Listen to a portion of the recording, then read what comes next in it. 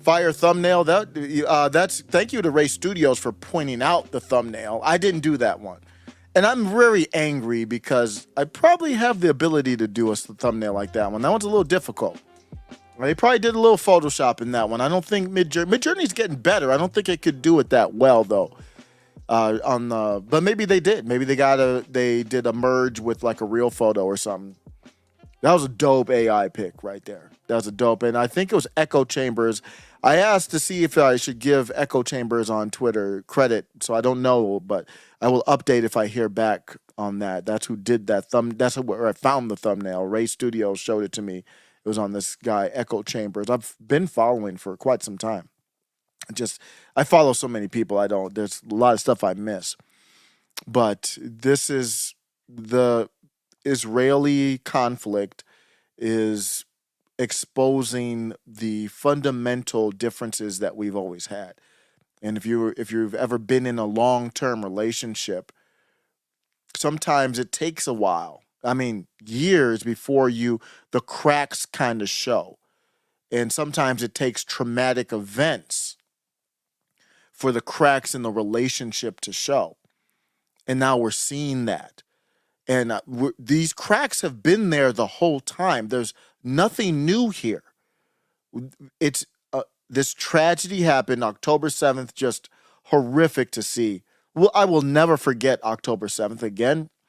I saw it all on X. I didn't watch any mainstream that day. Saw some in the aftermath of mainstream. I didn't really even see the clips of the horrific stuff on mainstream. It was all on X, just like J6 and basically every major event at this point.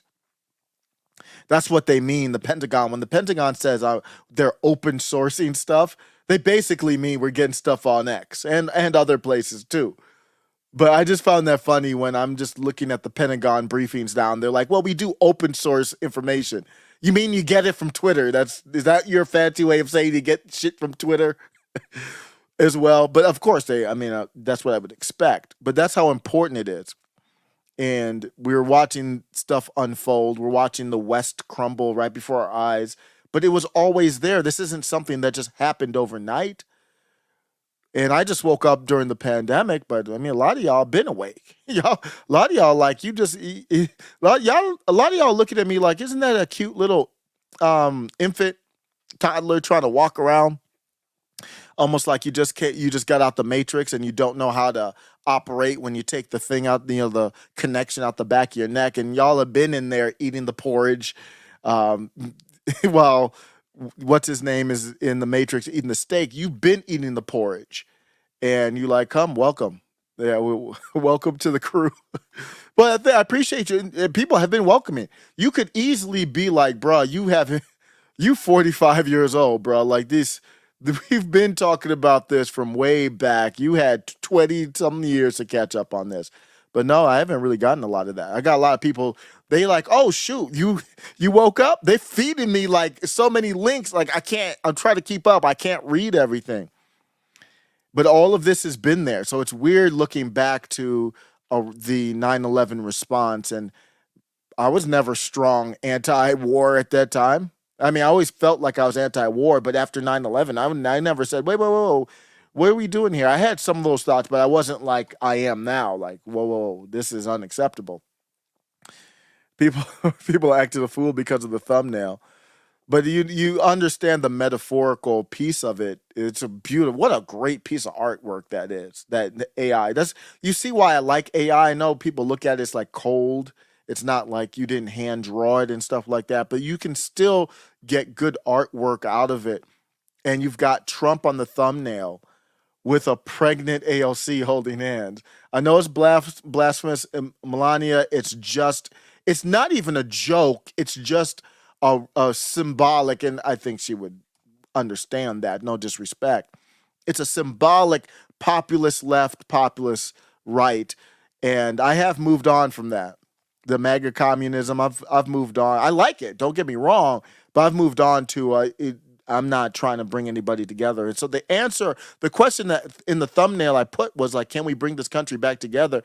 My answer is I don't even know what that means. And number two is hell no. It's like hell no. And that's represented in the House battle that's going on. We're going to see that pop off again.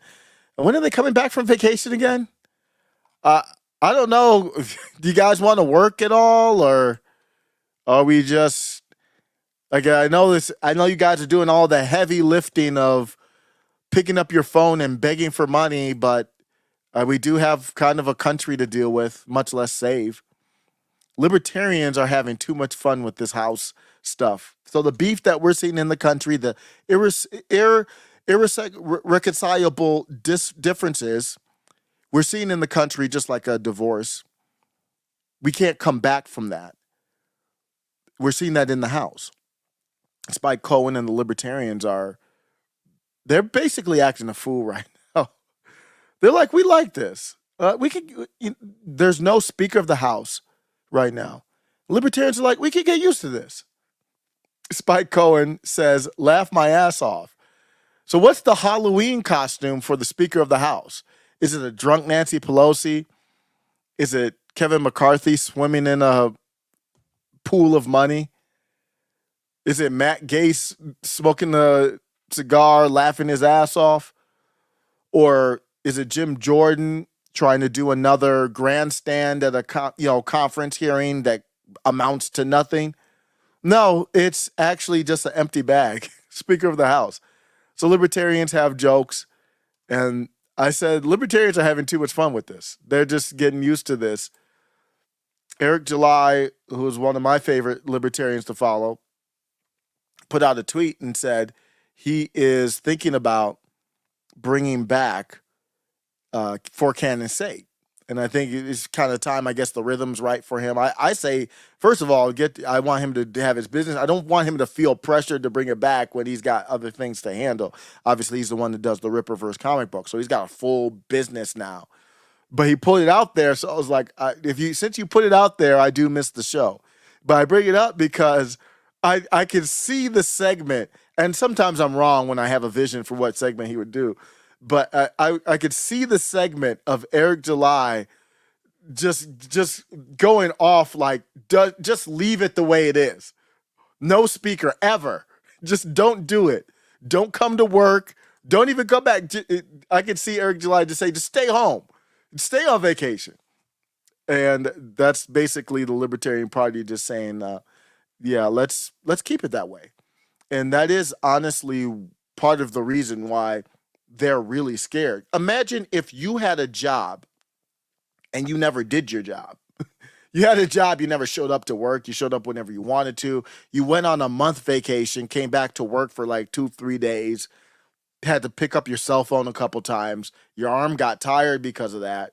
And then now you're back on the beach on your Cabo, wherever you're at. And there's a couple rebel rousers in the House who they actually seem like they want to do work. And you're like, wait a second. And now they ousted the speaker, and then now there's no speaker, and then now there's a spotlight in the whole world on the House of Representatives, and the whole world is asking, what do you guys do again? You might be a little concerned. I heard some people saying that they got threats from people who said, citizens or constituents or random people or the FBI, I don't know. And they called them and said, if you don't vote for Jim Jordan, yada, yada, yada is going to happen. I actually think the opposite's probably happening. I'm not going to say whether that happened or not. I'm just saying, well, number one, I don't really believe you. But number two, I wouldn't be surprised if the rebel rousers are the ones getting the phone calls 3 a.m. Hello, click. The type of scream-like horror movie call, because they are the ones exposing that we don't need them. What happens when we don't have a government? We don't need them, at least a federal centralized government. We don't need them. We can prosper. The longer this goes on, the better. The longer this goes on, the more likelihood is that they're not going to get money to Ukraine.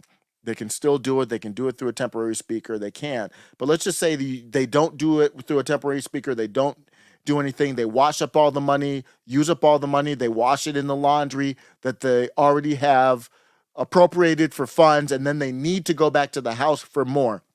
They need to go back to the House for another 100 billion, 64 for Ukraine, 40 for Israel, 40 for the border or whatever it is to the border. And it's not to secure the border, it's to make them come in easier, quicker to the border. They need that money to go to the House, and there's no one there to go to. That's actually a good thing. Libertarians are throwing parties over this. We would rather not have zero money go towards this stuff than any money go towards this stuff. You have Byron Donalds running in the House, and he's on TV saying, well, if we send money to Ukraine, we need to have it monitored. Nah, bro, we beyond that. That was yesterday's deal. If they wanted that deal, that was the Rand Paul deal. If they wanted the Rand Paul deal, they should have taken the Rand Paul deal. They didn't take the Rand Paul deal, so they came back to us. They came back to the populist part of the House and said, we need some money. Remember that Rand Paul deal? That's what Byron Donalds is doing. Remember, he's MAGA friendly, but he's still corporate. He's kind of giving that MAGA like, okay, I'm still going to do money to Ukraine. Don't get it twisted, but we're going to do the special inspector in general, or the inspector to make sure the funds are going to the right places. How about that deal that Rand Paul had? No, not so fast, Byron Donalds. I am altering the deal. Pray I don't alter it any further. And the deal is what John Kirby said. You're at the end of your rope, figuratively speaking, financially speaking. Talking about the fissures that's been going on, it's been serious. And it's, you're seeing beef pop off. And that's what I've been talking about, not just in the House. You're seeing beef pop off between people who normally definitely didn't have beef like this. We talked about Megyn Kelly and Candace Owens throwing virtual haymakers. And though I'm fine, this is for the most part, other than Megyn Kelly asking Daily Wire if she could speak to the manager to get Candace Owens fired, figuratively, by adding them and then saying, "Are you cool with her actions?" I don't know what you think that is, other than her calling the manager of Daily Wire. She's calling Jeremy Boring, Ben Shapiro, and she's basically, "Are you seeing what your girl's doing out here?" That's basically what she did. Other than that, it was pretty productive. The only feedback that I would have is, how do you not get together and have a conversation? That's disappointing. A public conversation. You're going to throw haymakers publicly, you might as well have a public conversation on it. And what was that about? It was about doxing kids that have an opinion in college. I don't care if that opinion is Marxist. I don't care if it's neo-Marxist. I don't care if it's a bad take on Palestine. I don't care if it's I don't care if it's supporting terrorists on that. Who defines what a terrorist is? We'll get into that. I don't care if it's supporting terrorists. Am I supporting terrorists when I say I support all the J6ers? I actually look up to them because they actually had the courage to go out there. Am I supporting? Yeah, that quickly. You think it's cool to say, oh, you're supporting Palestinians, or you don't denounce Hamas. Now you're supporting terrorists, until it gets pointed at you, you dumbass. What does the word terrorist mean? It's just a general term. Who's defined it? There is no fundamental definition, because if you went with that definition, then you'd have to look at our own American government as one. So now you celebrate. Oh no, Rashida Tlaib is celebrating terrorists. She's celebrating terrorists. And then I'm on the live and I'm saying, well, I have people from, well, at least Stephen Ignoramus, and people on and highlight the articles and the news stories from J6. Am I supporting terrorists? You see how quickly that position, have we not learned anything from the Patriot Act? So we have the people who understand that and don't understand that. The people who say Israel first and then America. Then the people who say America first and then, actually, that's about it. America first, and we're having that fundamental crack. It's like you had winter and you go outside in the roads, you got the potholes, you got cracks in the sidewalk, and that's what's happening right now. Laura Loomer going after Jackson Hinkle. Jackson Hinkle firing back. Well, he didn't fire back as hard, but retorting back to Laura Loomer. Nico House going after Jackson Hinkle. I'm not saying who's right or wrong. I'm just telling you where the beef is popping off. A person left, blocked or muted me. This is not a big deal, but I'm it's going to use it to show. Well, I mean, it is a big deal to me. I mean, I like to hear the feedback, but at the end of the day, that action isn't going to make me change. So this person, I don't even remember who it was. They left the following me on X, and I was showing you this is the fundamental. There's no beef to anybody leaving. This is the fundamental difference that's happening, and it's interesting how they left because I posed a question that they did not have an answer to or did not present an answer to, and it goes along with what I was saying. It's blocked now, and I'm not gonna go through the hoops to show it. It's not worth it. I don't play this justification game of Hamas. If somebody asked me to denounce Hamas, I would ask them to denounce the American government. And even if they answer that question, I'm still not denouncing Hamas. Why? Because I never supported Hamas.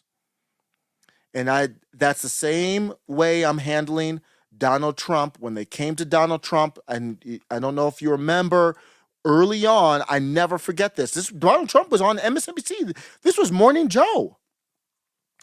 This was Morning Joe, I believe, where Donald Trump was supposed to denounce David Duke. You remember that? That was on MSNBC. Trump declines to denounce David Duke and the KKK. Same bull that they're doing with Hamas. Same type of tactics. On March 1st, some candidates might get their last chance. Super Tuesday brings caucuses and primaries in 12 states. For Republicans, about half the delegates needed for a presidential nomination are up for grabs. For Democrats, it's about a third.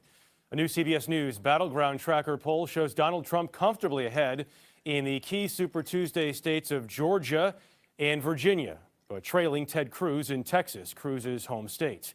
Hillary Clinton leads Bernie Sanders in the three biggest states voting on Tuesday: Georgia, Virginia, and Texas. We have both races covered, beginning with a new controversy surrounding Trump today. Here's Major Garrett.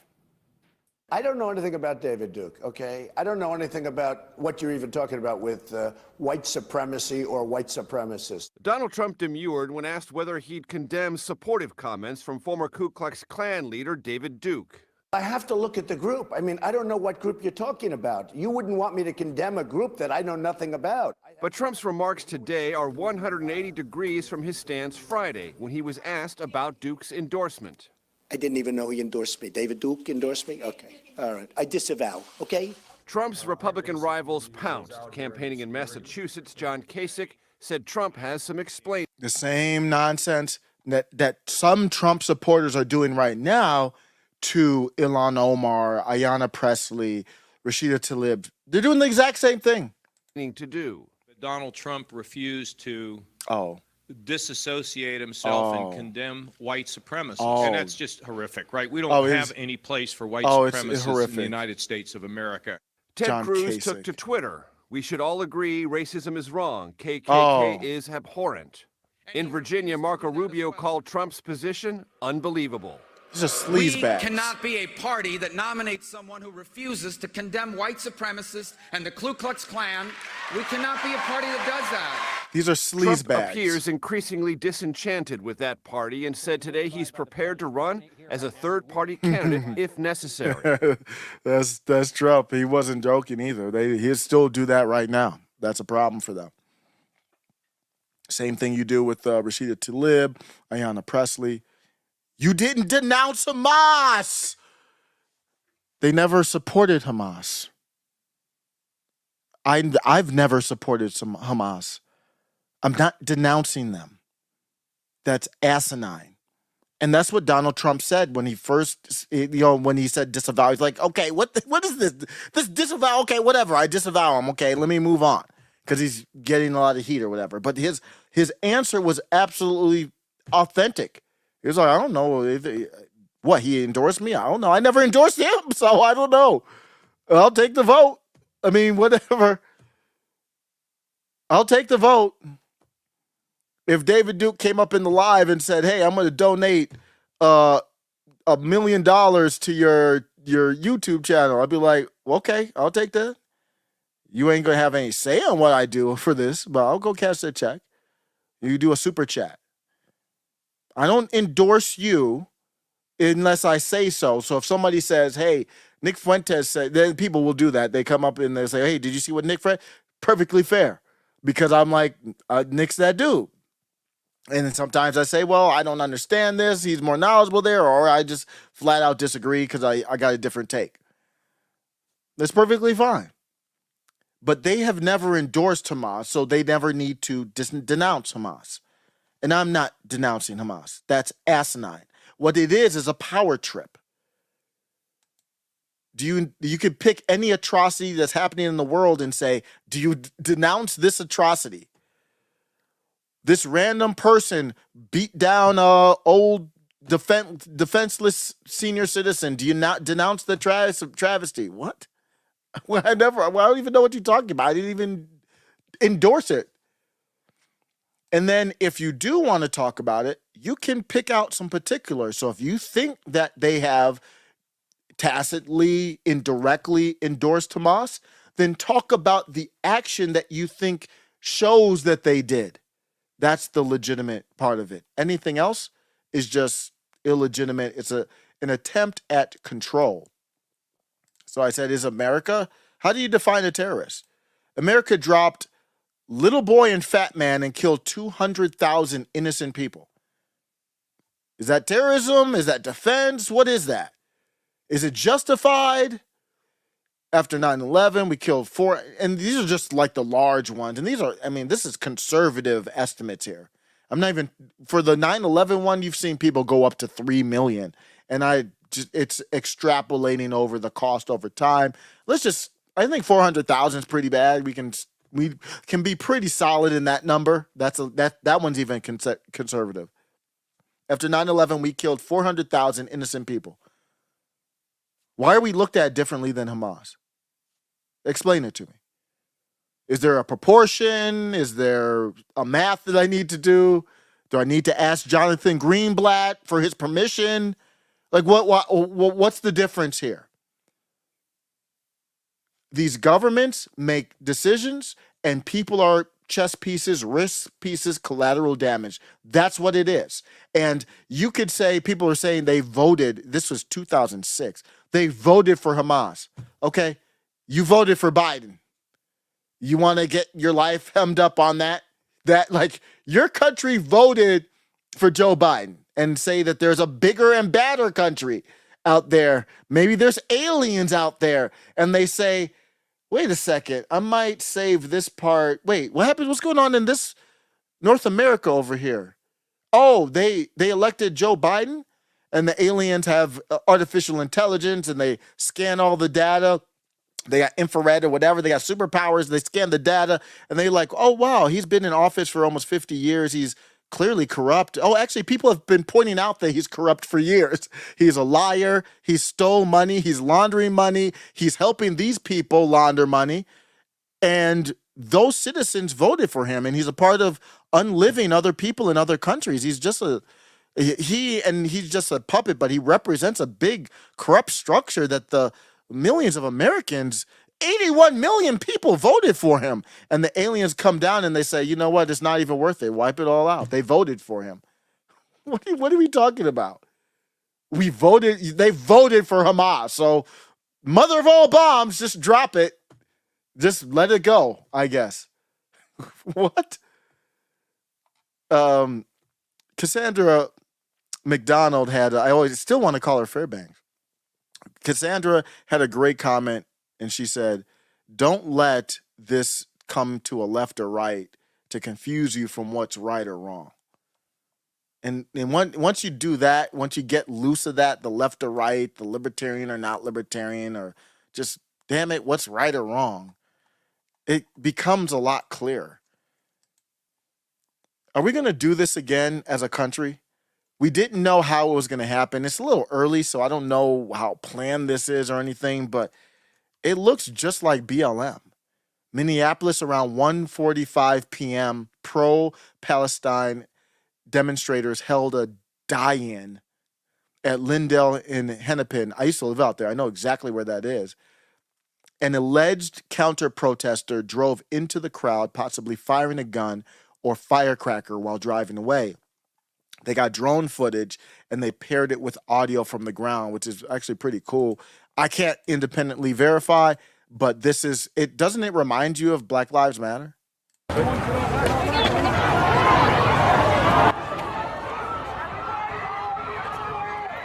So this is Minneapolis again. What's in the water in Minneapolis? Can we figure that out? Is it the fluoride? Are there aliens poisoning the water? Is the government poisoning? Something's wrong out there. Something's not right. A black criminal crackhead resisted arrest. A 5'2" officer put his knee on his back. The dude looks like Shannon Sharp in his prime as far as physique. And everybody thinks he's the one that killed him. And then they just burn down the city in response to it. And take down damn near the whole world. And then the Democratic Party machine moves in and they launder money through ActBlue. And they just keep it going. And then now they flip it to Ukraine. They flip it to the pandemic. And this is over Palestine. Over Gaza. They're blocking a highway over Semites 7,000 miles away. Is somebody going to get a grip? Yes, get out of the street. Yes, what are you doing in the street? I agree. So a car is trying to come through this group of protesters that are blocking the highway. When are we going to get that Ron DeSantis act going all over the nation? And when is it going to have? I mean, we don't see a lot of protests like this. We did see something pop off there. I saw Salty had that as his thumbnail. I didn't read the article on that one. But to my knowledge, they have the law in Florida where you can defend yourself or keep yourself safe by roadkill. You can use I don't know if it's called the Roadkill Act or what, but I fully support it. Your First Amendment right. That's when you heard the pops come off. We don't know what it is. We don't know if it's a firecracker, gun, or whatever. Sounds like a gun. I don't know. And then people started running.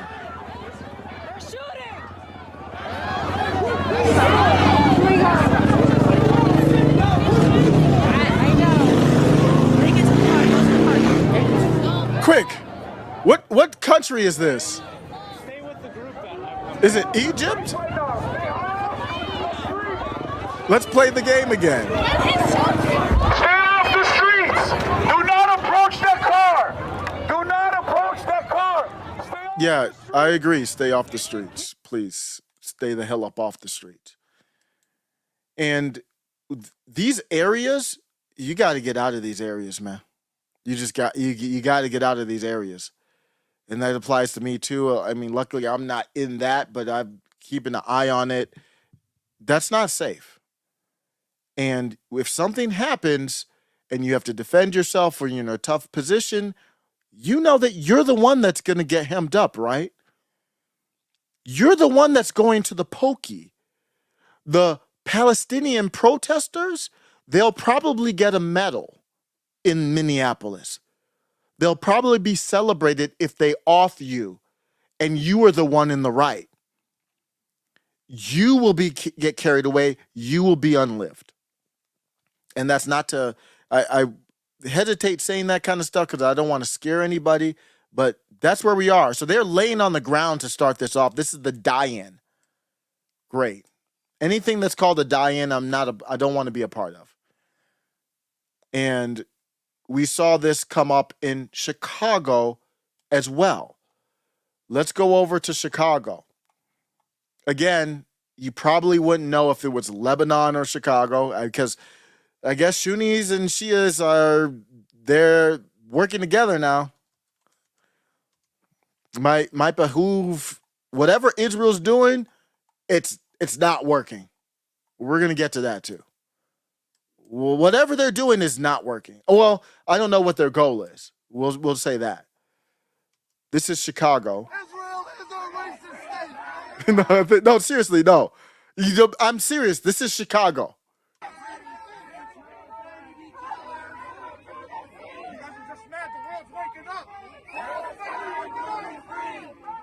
It's not Palestine, I swear.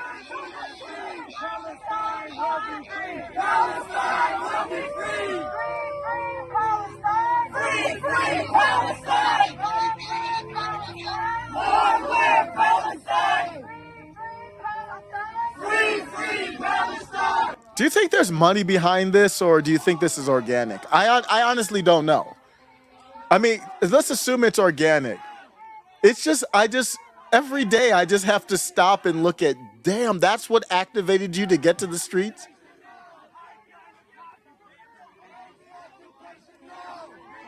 I mean, you can go back to the Gaza Strip and go grab a weapon and... You guys are busy killing children. You look like a military-age fighting man. You can go back and go ahead and help your people out if that's what you want to do. No one's stopping you. In fact, I'm supporting a bill in Congress to give you a one-way ticket to go help everybody out in Gaza. The Gaza ghetto. Go back there, have them help out. I'm sure Hamas they'll use you as a human shield for something. They'll probably take good care of you. They'll probably put you in front of a kindergarten or a mosque or a library where they're firing rockets, and then they'll blame Israel for unliving you, and then we'll go on with our lives over here in the country. I'll do a quick prayers, and now I'll move on. I think you can do that. There's no one stopping you. But why am I concerned about this one? This one is particularly concerning. Laura Loomer reports, happening now, Palestinians relocated their pro-Hamas rally. And I don't know if that's an accurate description or not. Ray Studio said, "Guys, show everyone what I just texted you." Okay. So thanks for the $2, Ray. I appreciate you. That does help, because I can't catch all the texts and all that stuff while I'm live. So Ray sent an image. He did a baby. I'll see if I can get it off my phone to the live. He did what the daughter of Donald Trump and AOC would look like. Appreciate you, Ray. So they relocated their pro-Hamas rally to the parking lot of a Jewish supermarket in, how do you pronounce it? Is it Skokie, Illinois? I believe it's Skokie, Illinois, today, where Jews were scheduled to be rallying in support of Israel. So they took their rally and went to a parking lot of a Jewish supermarket.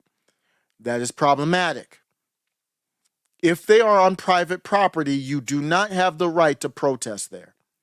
Masked pro-terrorist men can be seen on video here screaming anti-Israel, anti-Jewish slurs at Jews in the parking lot.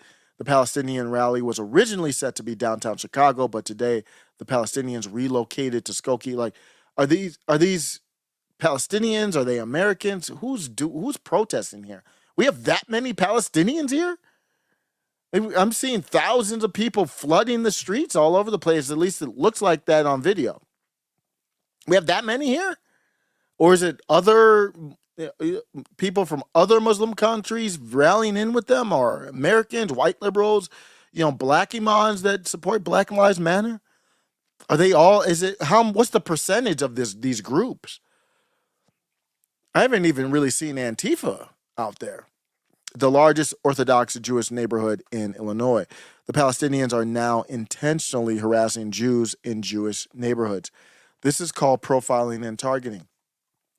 I do have a concern here. And my concern is we got to tighten up free speech. You do not have free speech to come on my private property and protest. I will, or I can at least. I don't know if it's smart, so I might not do it, but I do have the right to come out and confront you and ask you, do we have a problem? And I have the right to come out and confront you, me and whoever else have a right to come out and to be protected as well, to figure out, why are you on my private property? I don't know why the police, if they can't get the police to clear that area out, they're just to reset. They're doing this pro-Palestinian rally in a Jewish parking lot, a supermarket parking lot, where they were going to do a pro-Israel rally. So the pro-Israel rally was not going anywhere trying to find any beef or problems. They were at this Jewish grocery store. So people are coming out the grocery store and they're seeing these people yelling at them. That can't happen. Why is that happening? And I can yell from the screen, from the rooftops, but I think the most pertinent thing is to say, you got to get the hell up out of there. If you are living in an area that doesn't take whatever they need, a broom, a rake, a water hose, I don't care what it is, and get them the hell up off that property, and then not only that, you don't have a right to protest anywhere you want, for any reason you want, anytime you want. You don't have a right to go on the freeway and protest. That is not protected by the First Amendment. Now you're in a private roadway. I have to stop for you. Now I'm in danger. Are you guys going to climb up on my car? Are you guys going to ask me to adhere to your protest? No. That will not happen. So they went on this parking lot. People are coming out the store. They're yelling at them. The police are not removing them from the parking lot. It looks like it's on the parking lot. That's what's reported. That's what it looks like. They're walking out the store. It's too close. I don't care if that's public property. They can't be doing that, because if the same amount of pro-Israel people came out and they're armed or whatever the case is legally, they come out and they say, what's up? That's causing problems. That's why you have to say, whoa, there's too many people here. This is not First Amendment protected. This is disturbing the peace. This is trespassing. This is disorderly. I'm not a lawyer. This is a problem. And you need to get the hell up out of there. I'm not saying you should get 20 years in prison. I'm saying that you need to get out of there. You resist arrest, you need to get taken to the pokey. Clean this up. This is not going to a good place. I'm all for a healthy debate, but don't come up on my private property like that. We have serious problems. I don't know what you are looking to do. You're acting crazy. I don't know who's funding you. I'm not coming out here and I actually probably would agree with them more, even though they're way out in left field. I'm not gonna say I agree with them, but if you look at the scale of things, I probably would agree with them more on some things, but not on this. There's nothing above. You do not invade on somebody else's rights. And that's going to be very important. You cannot infringe on that with the First Amendment. To me, that is infringing. That is a threat. I'm coming out the grocery store and I'm Jewish and I'm seeing people who are anti-Israel yelling at me. I've got a problem. I have a right to say, what's up? What's good? What are we doing here? Even though I'm just saying hypothetically, that's not the smart thing to do. I'm not recommending that, but you would have the right to do it. So what if 10,000 pro-Israel people rolled up and you only got 1,000 Palestinians, and then they surround you in a circle and they say, what's up? Why wouldn't they be able to do that if you're the one poking your chest out? See, it's all about numbers. It's all about who has the power. You got to get out of these areas. They're not going to stop it. They let it go with Black Lives Matter. We saw that with the pandemic. They treated you like a damn inhumane, like you were an animal if you didn't take the shot. We all know it's all bull now. Who's apologizing, who's correcting that mistake? Nobody. Just get the hell up out of there. Boston, Chicago, Minneapolis, Denver, you get the hell up out of there. That's my big take on it. But like I said, I mean, it's not that I actually might agree on quite a few things with them. There are some places where I digress from these rabid. They're like rabid individuals. These rabid individuals. But let me see if I can share this image from a friend of show. Can I pull it up here? Let me see how I can pull it up. Let me actually put it on. I'm going to put it on X, but not like publicly. It's probably the easiest way for me to share this thing is to upload it. I'm using X as like Google Drive now. That's where we're at. This is from Ray Studios. I don't know where he got it from, but I'm going to show it on the screen. So the thumbnail is Donald Trump holding a pregnant AOC. And if you guys, is your head in the gutter? Come on now. I didn't say that they had sex, and I didn't say that Trump had sex with AOC and got her pregnant. But that's what it looks like. That's obviously what it's hinting at. And Fred the Show, Ray Studio sent me this. Donald Trump, daddy, grandpappy Trump, and then AOC. They have a child, and the child looks like that's a good-looking young lady. What? Probably about that one. Probably what? 25 years old. She weirdly looks like no, I don't know who she looks like because I'm looking at it now. But that's the is the baby of Donald Trump and AOC going to save the world?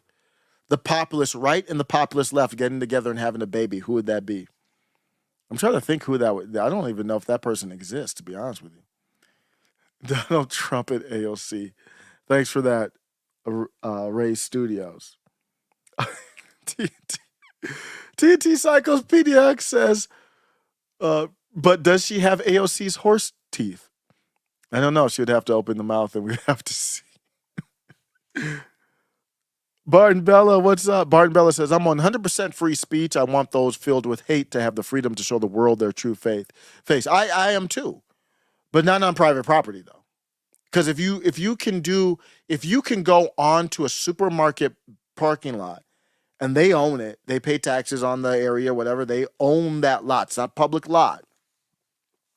And you can run up on there and whenever you want with 100 protesters protesting shoppers as they leave the store, then I could be a rival supermarket chain. I could hire fake protesters and I could get to them. That's just part of there's a million different problems with that. But why wouldn't I be competing? I could be Whole Foods. I could be Amazon.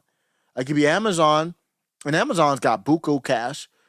I could pay these protesters $10 an hour or whatever. They probably live in cardboard boxes anyway. And go to the store and tell them, hey, go to the store, protest them as they come out the store. You could do that every day. Why wouldn't you be able to do that every day? And then now the city has to pay for police to kind of be there but not do anything. And then obviously people are going to stop going to that store, and maybe that would help another one. Many different problems with it. I own the property. So that means I can kick somebody off the property. And if I can't kick them off the property, that means I don't own the property. Why is everything seems to come back to, and I agree with Barton. I'm not trying to disagree. I'm just taking it to a different level because Barton Bella didn't disagree with anything I just said there. Maybe she does, but not in that comment. But why does everything come back to this communism, this idea of there's no private property? Libertarian peace and decentralization, and then prosperity, which is the pursuit of happiness, which is private property ownership. And you can't tell me what to do with my private property, even if they're on the public sidewalk. So if I have a parking lot for my shopping mall, and then you can have protesters on the sidewalk as they're driving their cars out of the shopping mall saying, you support this store on the corner, and this store supports this, and you're that, and people, I'm not going to go to that store anymore because I don't want any beef with people. I'm just trying to get some eggs or something. That's still unacceptable. And I don't even care about the legal argument. Forget about I'm not a lawyer. That's not something we want. We don't want to go down that path. I like secession. I like this fracturing that we're seeing in the country.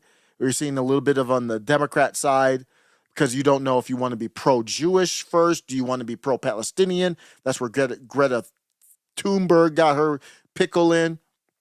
And then you've got people who are like, are you pro-Hamas? Are you pro-Palestine? Or are you pro Biden doing the war? Are you pro-money? It's breaking. The Democrats have more control, so you're not seeing it as much, but they're having fractures.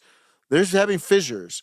And then the Republicans as well. I like all that, but we've got to be able to keep peace, though. So that's the part of that. I talk about secession and I say peacefully. It's not an easy process. You have to actively go and look for the piece. And TNT Cycles PDX, I just saw a member of the channel. Thank you. $1. I got to do more member videos, but it's only $1. You just throw your boy a couple quarters. YouTube takes, I think, I don't even know how much they take. I think they take 30% of it. So you're basically throwing me $3/4 a month. Thank you. Appreciate it. And I say that just to say it's not that much. If you want to be a member of the channel, throw me some quarters. I do have some extra time this week. So I will be doing some short member type stuff. But the next piece I wanted to go on was, let's talk about some of the where I agree, where I disagree. And I want to do it. I haven't played a lot of Richard on this channel. I think he's great. This is Richard Medhurst, and his passion.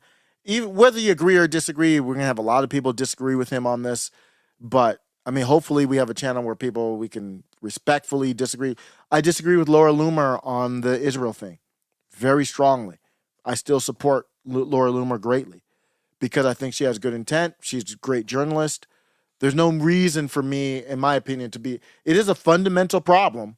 So we're not in the same camp at all. She's pro-Israel first, in my opinion. I'm pro-America first. We can't be in the same camp. But we don't need to have beef either.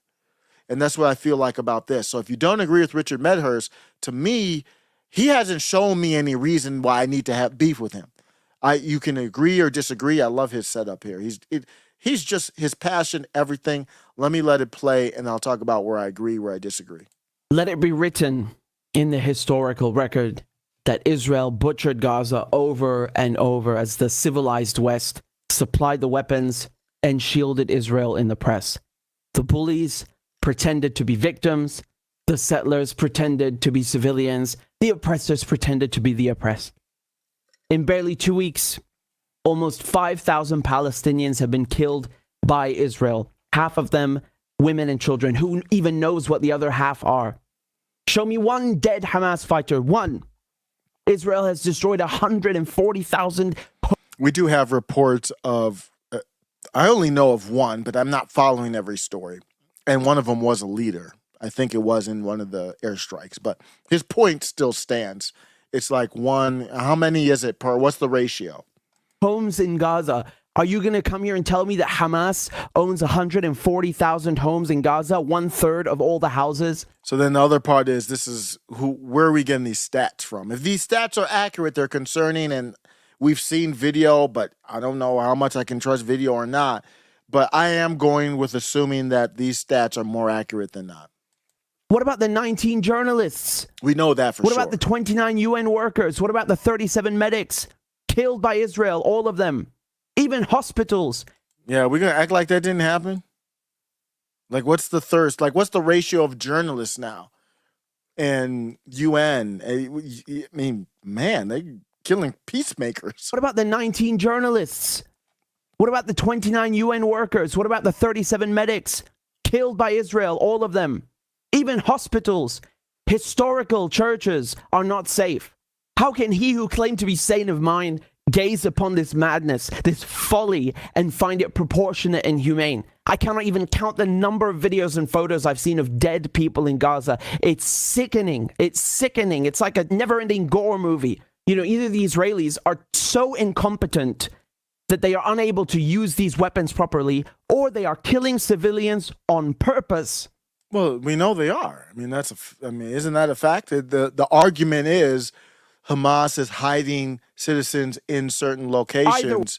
So they're not looking to target them, but they know that innocent people are going to die. So I think that qualifies on purpose to me.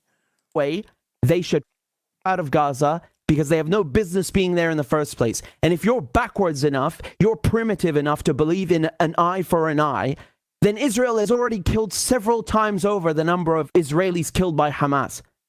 Yeah, you got to be careful with that eye for an eye argument. I don't know who has that, if they do or not. So when do we start the eye for the eye? Are we going to go back 2,000 years? When are we going to go? How far are we going back? Give me the date that we start. Because right now you're picking October 7th. Well, then you could go back and pick 10 years ago. You can pick 5 years ago. Where are we picking the start for this eye for the eye? And I don't, just so you understand, I don't go down that path. How can you even compare the two? The Israelis don't even have civilians.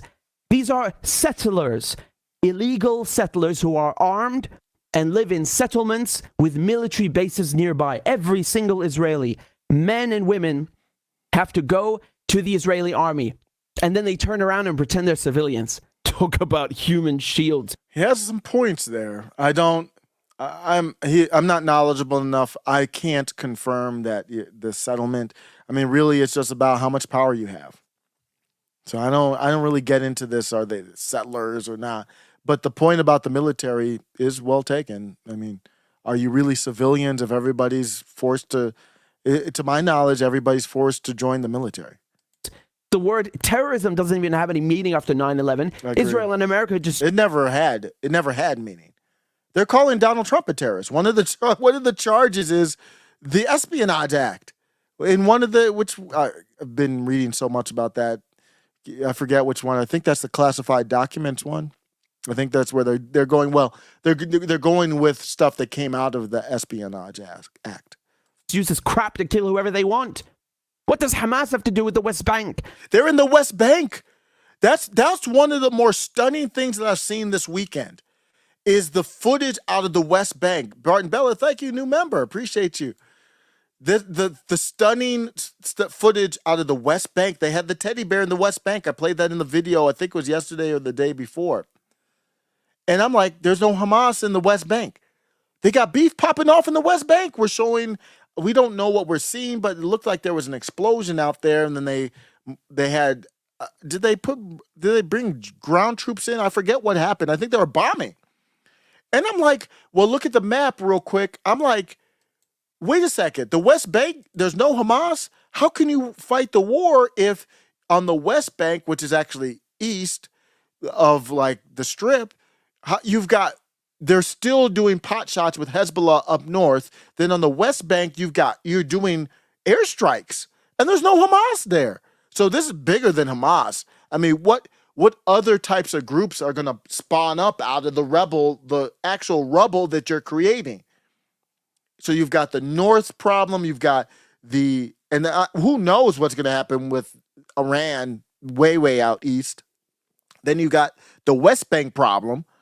Then they haven't started the ground insurgents because they don't want those problems. That's not good. That's not going to be a good situation, potentially. So they haven't started that yet, and they're going to be going south. They told people to evacuate. They told people if you didn't evacuate out of the north, you are a combatant and you will be treated as such. So you better get the hell up out of there. And they're going to bulldoze that whole north with the north of the Gaza Strip, while way up north, they've got problems with Hezbollah, who are way more advanced. And then I don't know what's happening in the West Bank. The West Bank that's a serious problem because now they're going to have to keep troops back to make sure that there's nothing coming from the West Bank east as they go south and west. Crazy. Meeting after 9/11, Israel and America just use this crap to kill whoever they want. What does Hamas have to do with the West Bank? Why is Israel killing people in the West Bank? Why have Israel bombed Syria's main airports, Damascus and Aleppo, 5 times in the last 2 weeks? Man, that's a lot. Now you go to... I forgot about the Syria bombing. Man, that's not going to work. You're going to have to find a different way. Brute force isn't always the answer. Even the hostages are a bullshit excuse just to bomb Gaza. Were there hostages in 2021, in 2019, in 2014? Who can count anymore? Yesterday, Hamas offered 2 hostages, and Israel said no. Hamas already released several hostages. I didn't read that story, so I don't know. Hostages with no strings attached. Israel doesn't even pretend to care anymore. The real hostages are the 2 million Palestinians crammed inside of a concentration camp known as Gaza. No wonder the people there take up. Where's the lie for that? I agree with that. Where's the lie? What's the retort on this? That's why I always call it like looking at this, reading about this more and more is just like that's just their ghetto. It's just their south side of Chicago. That's all it is. Are the 2 million Palestinians crammed inside of a concentration camp known as Gaza. No wonder the people there take up arms. No wonder Hamas exists. And by the way, don't come here and dump this Holocaust guilt on Arabs and Palestinians. They had nothing to do with it. I'm not in the mood Leave that in Europe. I'm not in the mood for that. I don't know what that has to do with anything right now. So I don't know if anybody's doing that. I haven't really seen a lot of that. I don't want to hear any of that. It's almost like blacks and the slavery. If it's relevant, let's talk about it. But I fail to see how that could even be relevant right now. Leave that in Germany and France and Austria where I don't even say that. We're beyond that. Tragedy, of course. I mean, you can look back at any tragedy. We caused tragedy. We dropped bombs. We killed 400,000. We had slaves. I mean, we're in a different. I mean, I want to talk about what right now. If you can't tie in how that's relevant to right now, I don't want to hear it. Committed and carried out the Holocaust. Being the victim of genocide does not give you the right to go and commit another genocide in Palestine. All right, European countries think that because they massacred millions of Jews, that now they must support Jewish settlers in Palestine, no matter their behavior. Yeah, if someone has that take, that's a bad take. This is insanity. And then Israel has the goal to go around silencing people globally. Oh, I have a big... How is Hamas... You see how I say I side more with them than anybody else, way more than MAGA, way more. I don't even know who else. We've got about 4 minutes and maybe 10 seconds I'm not knowledgeable enough on. Maybe another 10 seconds I might slightly disagree, and everything else I pretty much agree with. That's a threat to me. Is Hamas the one meddling in my country, influencing and buying off my politicians? That was the first live I did on October 7th, I think, or 8th. I said the same thing. Out the Labour leader, Jeremy Corbyn? Is Hamas the one silencing critics and journalists? Did Hamas demonetize my channel? And then the Israeli... Preach. You see why I like Richard?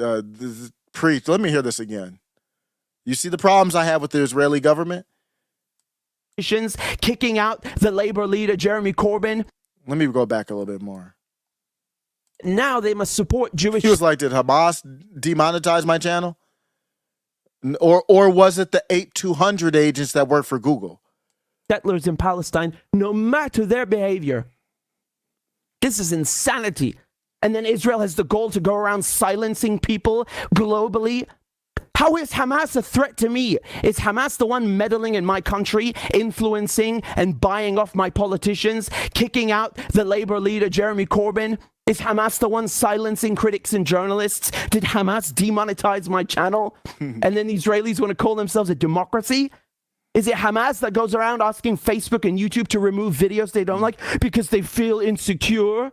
Tell me you the can't lie. even open your mouth about Israel before they start hounding you with anti-Semite, anti-Semite. They're not even bloody Semites themselves. Palestinians are Semites. Arabs are Semites. Jews from the Middle East are Semites. Did they tell you that bit? Guess what? European Ashkenazi Jews certainly are not Semites, but the Israelis want to pretend. I didn't even talk about that angle. I've been calling them all Semites because I'm talking about the Middle Eastern Jews, but that's another angle I didn't even cover. Not all of them are even Semites. That they are, so they can claim the land in Palestine and act like they're natives. Israel is the one building weapons in my country and using them to murder people, not Hamas. What is this folly? What is this insanity? The bullies pretended to be victims, the settlers pretending to be civilians, the oppressors pretending to be the oppressed. Thus was Israel slaughtering Gaza in 2023. You're not going to find a much better 4 minutes on this topic than that. I don't use the words oppressor, oppressed. I mean, not that I necessarily disagree here. It's just not my thing. You know, I'm on a different side than him, but 4 minutes, 34 seconds, and 4 minutes of it, I'm like, yeah, no. And then at the end, I'm like, yeah, bro, that's, yeah. Is Hamas the one that, is Hamas the one that's kicking people off of YouTube? Is Hamas the one shadow banning people? Nah, I got problems with you. As far as the government, Israeli government, I got problems with you. That's where my problems are at. And this tragedy that came, it exposed a lot. And it made me think about a lot. Not just, as far as Israel, but even stuff that is happening here at home. and tying it into what's happening in Israel. It's made me think about a lot. I haven't thought about a lot of this stuff in this way. And, Robbie Starbuck, I've praised Robbie Starbuck. I have no beef with Robbie Starbuck. But he posed a question that I provided. Basically, I didn't have an answer to. And I provided why I don't have an answer to it to his question. So I'm going to go with that now. Let me just check the chat real quick because I haven't looked in a minute. Okay. What do we have here? Rick G. I'm just picking random comments. Who knows what's going to say? All of the founding mothers of European Jews are purely European, no Middle Eastern DNA in them. Yeah. And I don't really even care about all that stuff, but from the standpoint of what Richard was talking about is, what is this term anti-Semitic? You talk about all this stuff and you can't go without being called anti-Semitic. And I've always had a problem with it. I've talked about it, not as nearly as much as recently, but I've talked about, especially within terms of like Nick Fuentes, like calling him anti-Semitic. Are you going to address any of the concerns? He gets really deep and specific about his concerns. Are you going to address any of them, or are you just going to call him names? This is basically what this term comes down to. But here's where Robbie Starbuck made me think, and I appreciate it. It seems like we disagree strongly here. Robbie Starbuck came out with the video after the Gaza bombing, saying that it was all fake. I mean, he just took it from wherever it was. And I was looking at it, I was like, what do we know what happened here? The Pentagon they don't even know. They're still investigating. And in fact, they said, well, let's have an international investigation about it. And America's position was no. So Robbie, you're smarter than that. That's not, I don't know what happened, but something doesn't smell right. And I don't hear you acknowledging that.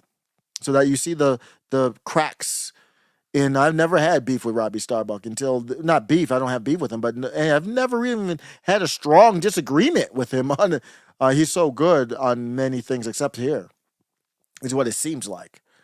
But he posts a serious question, and I took it seriously. Serious question for those upset with Israel. These are satellite images of locations Hamas is firing rockets from. One is next to a mosque, and I fully believe this. Yeah, Hamas is like, I say Hamas is like the Democratic Party machine. They're like a smaller version of it. How they manipulate the poor, low IQ people of Palestine, and their leaders are off in Qatar somewhere. I don't know. I'm gonna call it Qatar. I don't like Qatar for some reason, and I can call you whatever the hell I want to call you. So they go to Qatar, and they meet with leaders. They got alleged naked women, beautiful naked Arab women, feeding them grapes like this is back in the day with kings and queens. And they're meeting with leaders, and they're laughing it up, and they're drinking wine. They're fine. Israel's carpet bombing the poor people, but the leaders are in Qatar. They're fine. And you see, he's talking about Hamas using people as human shields, and I fully believe it. Their leaders are in Qatar. So of course they're using them as human shields. The Hamas leaders aren't in Palestine. The Palestinians ruled by Hamas, and the Hamas leaders are in Qatar. So I don't know what's happening out there, but if that part is true, I know for a fact they're using them as human shields. Otherwise, the leaders would be in Palestine where the bombs are being dropped, not the middle management leaders. I'm talking about the head honchos. So yes, they are using them as human shields. How exactly that's being done, I can't confirm that, but I think that's obvious. We know reportedly where they were meeting. This is where they live. Certain amount of Hamas leaders live in Qatar. Why don't they live in the ghetto? Because they're using them as human shields. That's why. And so I don't disagree with any of this. One is next to a mosque. These are where they're firing rockets. One is next to a kindergarten, and one is by a UN building. So I don't know what Robbie's doing here, but are you justifying killing innocent people in a mosque, killing innocent children in a kindergarten, and killing innocent UN peacekeepers? Is that what you're justifying?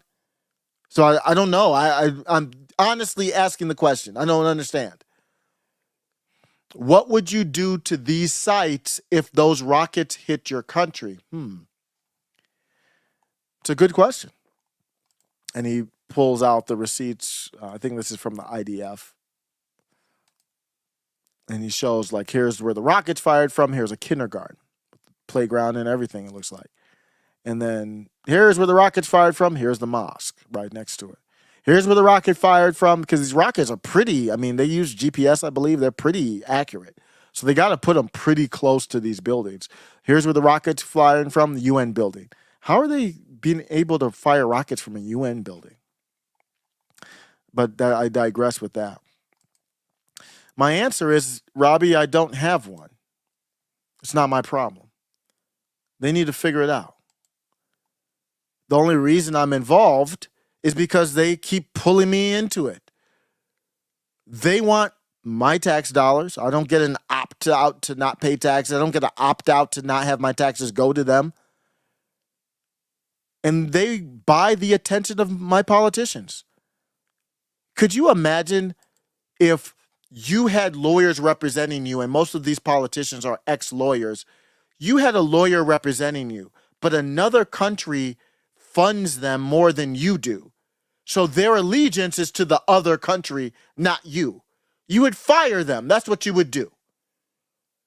So now I do have beef with the other country that's paying my lawyers, who's supposed to, or in this case, representatives in DC, they're supposed to represent my interests. Now I got to fight because I don't have enough money. We don't have the Andrew Yang democracy dollars, where he said everybody gets democracy dollars, so the citizens' money outweighs the corporate money or the other country's money.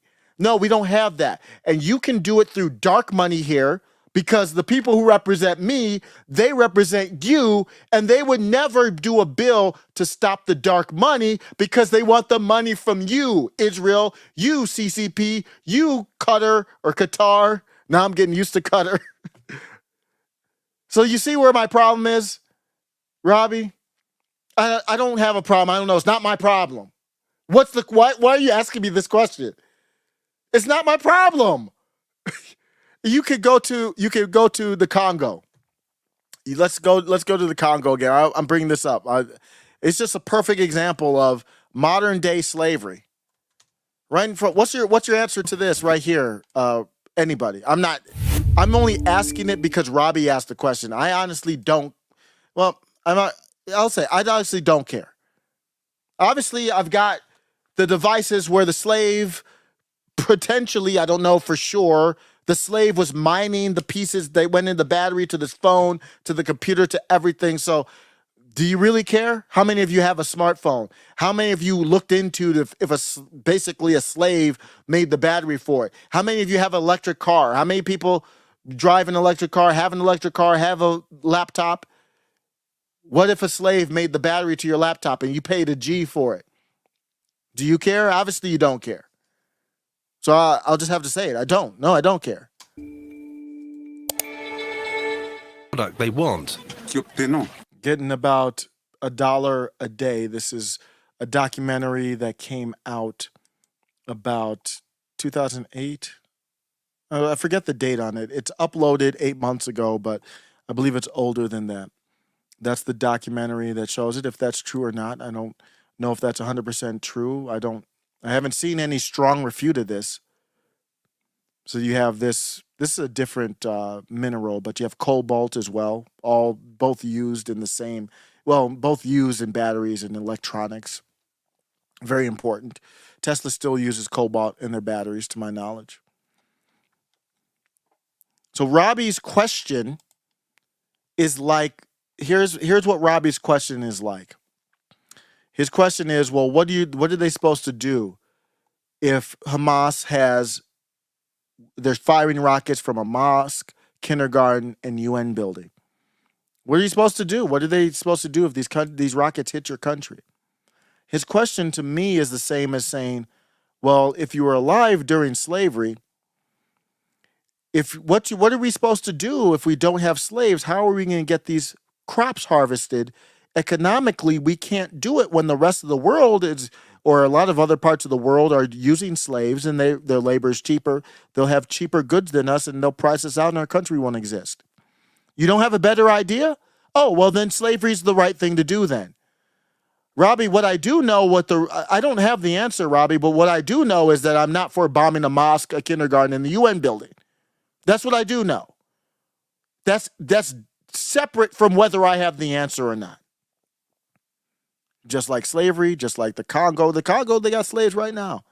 Not only do we not have the answer, we're enjoying our products. Not only do we have the answer, we are pushing a green agenda that we'll probably have to get more of those Negroes out there in the Congo. We have to get more of them mining because we might need a lot of that stuff for our green agenda. Why do I care about the Israel conflict more than that? I'm an American, Robbie. Israel doesn't care about one political position I have. Name a political position of mine that I care about. And find me any type of agreement, intersection of agreement from the government of Israel, much less financial support. They lobby politicians here. They can lobby a politician to lobby for anything. They can lobby a politician right now to say what's happening with Grandpappy Don, unacceptable. No, I mean, why would they do that? They're going to lobby politicians to get their companies into security deals here or whatever. They're going to lobby to get their interests done. They're going to lobby. So whoever, it doesn't matter who the Speaker of the House is. They all bend the knee to Israel, so it doesn't matter. That's why you lobby. You lobby so you don't have to worry about rabble-rousers coming in. They'll say no money to Ukraine, but they won't say no money to Israel, though. What's the difference? About 500 people this year, just from a cursory research, have been murdered in Chicago. Why would I expect Israel to care about? That's just Chicago. Just Chicago. Why would I care? Why would I expect Israel to care about that? Much less help fund to help it. I never in my life even thought about, well, China, why don't you help us out with the problem we have in the south side of Chicago? In Detroit, in Minneapolis, in Atlanta, and San Francisco, and every urban area damn near. That's basically the same thing that they're asking us for. These murders happening in Chicago and other urban areas are often gang-related. Do you want the U.S. government to firebomb these cities, bring in the teddy bear bulldozers, blow up schools? If the gang members are firing outside of a school building, do we just riddle it with bullets no matter where the kids are and bulldoze the cities, bulldoze the schools, aerial strikes to get the gang members out? Do you know how stupid and asinine that sounds? That's the same thing that you're asking me about right now, Robbie. I don't know. Do you have an answer to solve the inner city problems we have in America? No, you don't? Okay, well then let's bulldoze them then. That's the same thing you're asking in your tweet. What is the question for? What kind of question is that? Because I don't have an answer to it, then we take a bomb to it? That's what you're saying? You see the cracks for me. I need an answer to that. Why am I expected to care about Israelis' issues? Why would I want money to go to them? While they buy off my politician, their beef actively puts me in danger, or indirectly, U.S. in danger of threats. You have people overseas yelling death to America. I don't hear them saying death to China. Why is that? So they're out here, I don't hear them yelling death to Russia because Russians think that they're sand people. They don't care. Russia might buy them some new Birkenstocks and say, go ahead and run around in the sand. China looks at them as sand Neanderthals. The Chinese government looks at these people like they're Africans, and they look at the Africans like they're just whatever. They look at the people in the Middle East like they're just primitive. They almost look at them like apes in a zoo. That's just my opinion on how China looks at the south side of Chicago, the same way that they look at any impoverished African country, the same way they look at Palestinians in the Gaza Strip, the same way they look at Israelis. They don't look at them as anything to care about. They think that they're above, more sophisticated. But what they don't do is get into their business. That's what they don't do. Not directly. Not to the point where you see Muslims in the street yelling death to China. Has that ever happened? I've never heard that before. Why is that? Maybe we should make that a goal, that we don't have people yelling death to America for no reason. Why would I have beef with Hamas or any of them out there? Israel, why would I have beef with them? I'm just neutral to you. That's the position. Georgia, Melania, did I talk about Melania? I did talk about Melania, I believe. I want to talk about her again. We did a live a while back on this. I just want to call her. I'm going to clean up my language. I'm going to self-edit. Melania duped us. And I didn't go full blown on her in that live. If you go back and listen to it, I might clip up some of it where I was like, who's this Melania? She had that great speech I did really like her, that one speech that went viral. And they pulled it off of all social media. You can find it, but they pulled it. It was on TikTok and everything. They pulled that speech. It was a hell of a speech. But Georgia, I don't even know if that's how you pronounce her name. Georgia Meloni arrives in Israel and meets with Benjamin Netanyahu. Prime Minister Meloni, Georgia, thank you for coming here. Thanks for standing with Israel. We always say there's one. Thank you for coming and standing with Israel. Prime Minister Meloni, Georgia. I thought she was a nationalist. Thank you for coming here. Thanks for standing with Israel. We always say there's one thing better than standing with Israel. It's standing in Israel. So we welcome you for coming here. This is a time, our darkest hour. We have to defeat this barbarism. She doesn't even look interested. Why does she look like that? Like if you were on a date with somebody and they had that expression, what would you think? She looks like a hostage victim. I'd be like, you can go. Like, we don't have to do this. Like, I don't have to pay for your meal or anything like. Well, I still would, but I'm married, so I'm just hypothetically. I don't have to pay for your meal. We don't have to do this. We don't need dessert. We can just cut it off and go. If this is how you looked on a date, if this is how Melania looked on a date, she would say, excuse me, I've got to go touch up in the bathroom. I got to go pee. And then Benjamin Netanyahu would never see her again. Why is it when I look at these videos, you look at the body language and it looks terrible so often?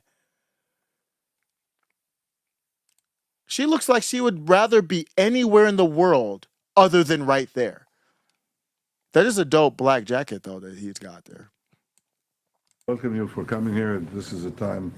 You can only do a fake. It's really hard to fake smile. That's why the meme team, the Dilly meme team, they really blew up DeSantis. And I'm not against DeSantis, but he does the fake smile a lot. And what happens is when you do the fake smile, you can kind of go, and then after you do it, it's hard to do the release of the fake smile. So you can do a, and then when you back out of the smile, that's the hard part. The fake smile part is not as hard. So you see her, she looks, now if you saw this at the date, you might have been like, there's a chance. And you'd be like, hey, you can watch a movie at my crib after we're done. I got some wine and everything. See, at this point. But then when you go a little bit further, you see it here, and then you see the fake smile. She's just being polite, but you might think it's a chance. There's a chance. So you're saying there's a chance. You can come back to my crib. We'll do some Netflix. And then this happens. She's like, nah, I don't want nothing to do with this, bro. This is when the fake smile. This is when the grift is over. The grift can't last forever. The grift smile, it can't last forever. Our darkest hour. Why are you looking like that? Why does she look like that? Oh my goodness. That's the look when you sell out. Like, so for example, if somebody did do like $1 million donation to the channel here, Middle Mag, I got a donation for $5 million by this Great donor. Wait, what's her name? Nancy Pelosi. And you know, if Nancy Pelosi gives you money, you are now her bitch. And now the channel converted over to pro-Israel, pro-vaccine, pro-Black Lives Matter. That's how my face would look doing the lives. And you'd be like, damn, I don't know what happened. It'd be sad. That's the look of a sellout.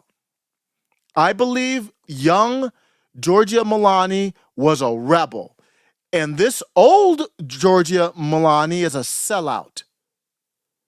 This is a battle between the... He's talking. He's talking. Can you look him in the face? Forces of civilization and... Why are your borders open? Why are you're just like Joe Biden. You got open borders. You went and you bent the knee, put on the blue and yellow knee pad for Ukraine, and now you put on the white and blue for Netanyahu. You can't even look him in the face. You look like a sad sellout. That's what you look like. Really? Damn, that's a long time she held that pose. What is she looking at? Her life is flashing before her very eyes right here.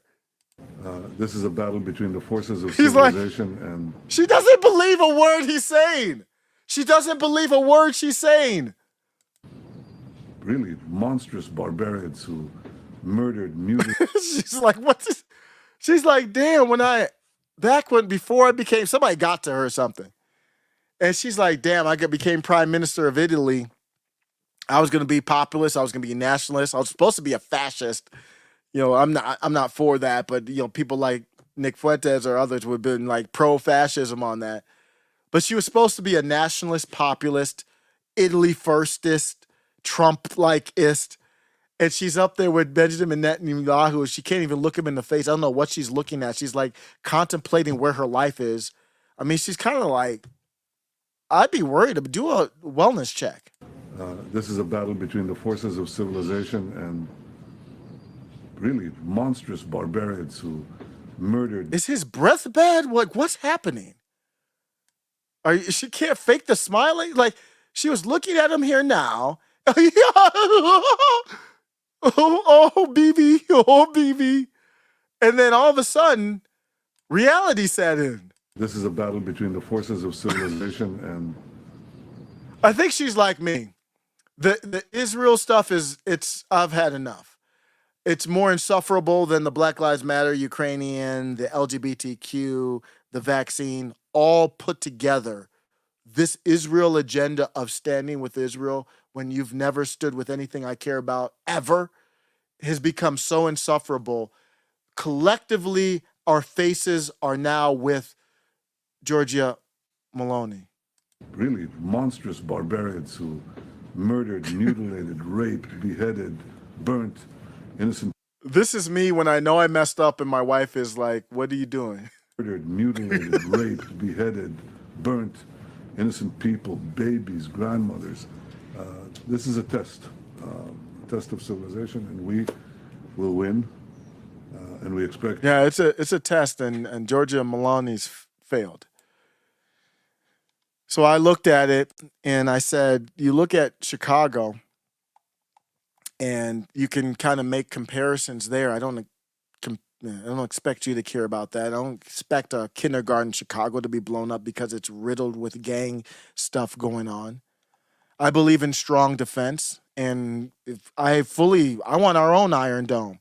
And I fully support Israel with their Iron Dome as long as my money doesn't go towards it. Fund your own Iron Dome. So I fully support a strong defense, not aggression. Israel could blow up every single rocket and every single kindergarten next to the rocket. They could blow up every single building in the Gaza Strip, and bombs will still be launched at the country. They'll be launched from other places. So even if you were to wipe out all of Chicago, rebuild it up, if you don't stop the corruption of the gangs buying off the politicians of the Democratic Party machine basically ruling over these cities, your brand new city will turn into shit in about, I don't know, a week or two. Once the cartels or this gang or that gang gets into the person and you have a bunch of Katie Hobbs like mayors, even if they have black skin, they're basically empty shells like Katie Hobbs is. She's the perfect example of like the Democrat Party machine NPC politician, that there's nothing in the brain other than what do I do, my master? And you've got them all running around. It will take probably a day or two before those cities you spend billions building them back up, they turn into shit again. And I don't know, even if Israel can protect that whole region, they would have to extend their military defense. They would probably have to extend. What would they do? The Iron Dome, I don't think covers all that area, so I don't know. So they would have to come to us begging for more money and say that even if you protected the whole area, now you got bombs coming from the north and you've got mountains there. So how do you even navigate that? And they've got serious money. So there is not enough kindergartens to bomb from Lebanon. Because remember, Lebanon ran you up out of that country, the IDF. I think I've overrated the IDF. For a very long time in geopolitics, I've been saying the Israeli Defense Forces is one of the most powerful armies in the world. One of the best armies in the world. I don't know that anymore. We'll have to see.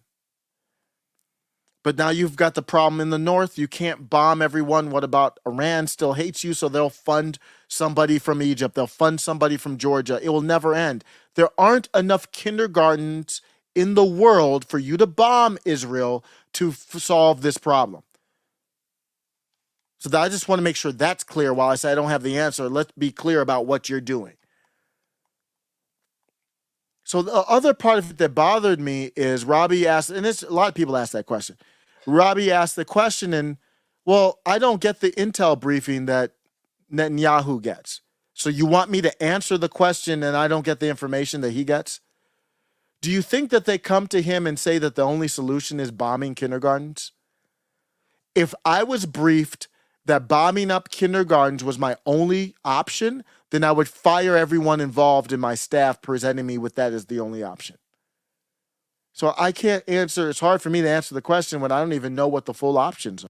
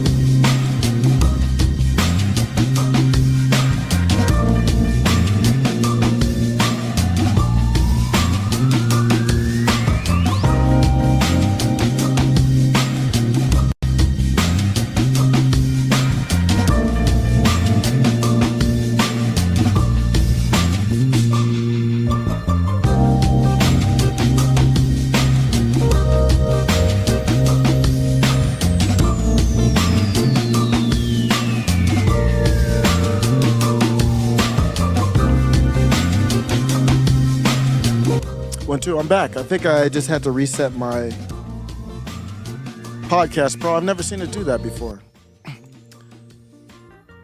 So I'm going back to where I left off here. And then I'll probably be out shortly. save up some energy and stuff for tomorrow. And no, my camera went off too. I don't know what happened to my camera. Let me check that real quick. Yeah, that's weird. Disconnect, reconnect my camera. And don't need it necessarily. No, that's not the show. I'll just go without the camera for right now. My camera got disconnected. I wonder if I accidentally hit something. That's why you gotta get the wires out of your way from your feet and stuff. I don't know what happened. Okay, so I was at the part where I was talking about not getting briefed. So I don't know what happened. I don't know what the options are. I've talked about this before, but if you are okay with the kindergarten, all these things getting eliminated, then what is your limit? Set a limit for me. If you don't have a limit, then little boy, fat man killed 200,000 people after Iraq, 400,000. What do we get for it? 8 trillion spending dollars, Patriot Act. Nothing. If there is no limit, then just drop a non-nuclear bomb, mother of all bombs, and get it over with. It's not my take, that's your take, if there is no limit. And I talked about the Hamas leaders in Qatar.